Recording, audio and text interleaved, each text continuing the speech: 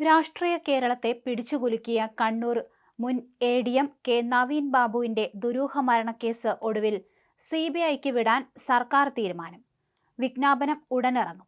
ഈ സാഹചര്യത്തിൽ പുറത്തുവരുന്നത് ലോക്കൽ പോലീസിന്റെ ഒത്തുകളിയുടെ ഞെട്ടിക്കുന്ന വിവരങ്ങളാണ്.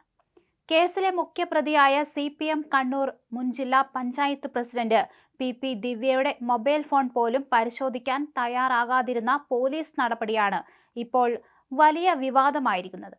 ഗൂഢാലോചന പുറത്തു കൊണ്ടുവരുന്നതിൽ നിർണായകമാകുമായിരുന്ന ദിവ്യയുടെ കോൾ വിവരങ്ങൾ പരിശോധിക്കാതെ മുക്കിയത് ഉന്നത നേതാക്കളെ സംരക്ഷിക്കാനാണെന്ന ദുരൂഹത ശക്തമാണ്.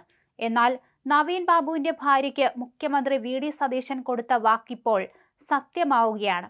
കേസ് CBIക്ക് വിടാൻ ഉറച്ച സർക്കാർ തീരുമാനത്തോടെ വിവാദ പെട്രോൾ പമ്പിലേക്കും അതിന് പിന്നിലെ കണ്ണൂരിലെ CPM ബിനാമി കോട്ടകളിലേക്കും കേന്ദ്ര ഏജൻസിയുടെ കടന്നുകയറ്റമുണ്ടാകുമെന്ന് ഉറപ്പായി.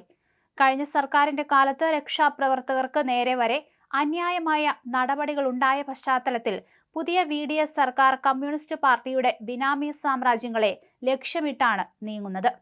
സതീശൻ സർക്കാർ അധികാരമേറ്റ ശേഷം CBI അന്വേഷണത്തിന് ഉത്തരവിടുന്ന ആദ്യ കേസാണിത്. ഇത് സംബന്ധിച്ച ഔദ്യോഗിക വിജ്ഞാപനം സർക്കാർ ഉടൻ പുറത്തിറക്കും. കേസ് CBI ഏറ്റെടുക്കുന്നതോടെ PP ദിവ്യ ഉൾപ്പെടെയുള്ള പ്രതികളിലേക്ക് അന്വേഷണം നീളുമെന്ന് മാത്രമല്ല, ലോക്കൽ പോലീസ് മൂടിവെച്ച ഡിജിറ്റൽ തെളിവുകളെല്ലാം കേന്ദ്ര ഏജൻസി പുറത്തെടുക്കും.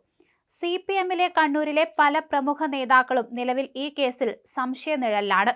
ഒരു CPM നേതാവിന്റെ ബിനാമി പെട്രോൾ പമ്പാണ് നവീൻ ബാബുവിന്റെ ജീവനെടുക്കാൻ കാരണമായതെന്ന ആക്ഷേപത്തിൽ CBI കൃത്യമായ ആഴത്തിൽ അന്വേഷണം നടത്തുന്നതോടെ പാർട്ടി നേതാക്കളുടെ പല ബിനാമി ഇടപാടുകളും പൊളിയും.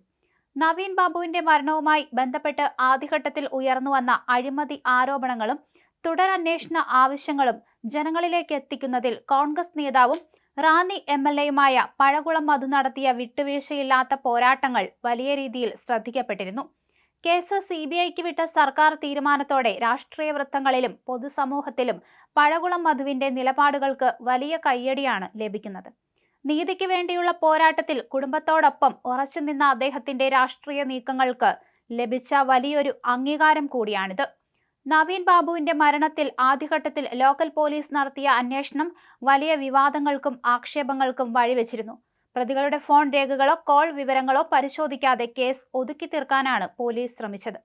കേസ് അന്വേഷിക്കാൻ ആദ്യം ചുമതലപ്പെടുത്തിയ ഉദ്യോഗസ്ഥൻ പിന്നീട് സർവീസിൽ നിന്ന് മാറി CPM ജനപ്രതിനിധിയായി മാറിയത് ഈ കേസിന്റെ വലിയൊരു നാഴികക്കല്ലാണ്.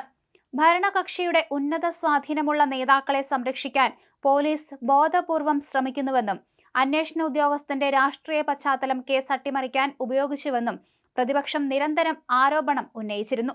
അട്ടിമറി നടത്തിയ അന്വേഷണ ഉദ്യോഗസ്ഥൻ തന്നെ CPM ജനപ്രതിനിധിയായി പരസ്യമായി രംഗത്ത് വന്നതോടെ പോലീസിന്റെ നിഷ്പക്ഷത പൂർണ്ണമായും ചോദ്യം ചെയ്യപ്പെട്ടു.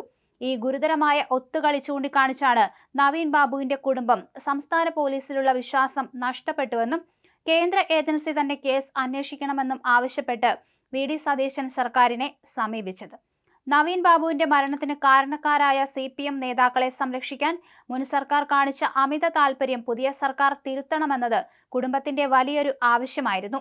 ഈ ആവശ്യം പൂർണ്ണമായി അംഗീകരിച്ചുകൊണ്ടാണ് മുഖ്യമന്ത്രി VD സതീശൻ നേരിട്ട് ഫയലിൽ ഒപ്പുവെച്ച് അന്വേഷണം CBIക്ക് കൈമാറുന്നത്.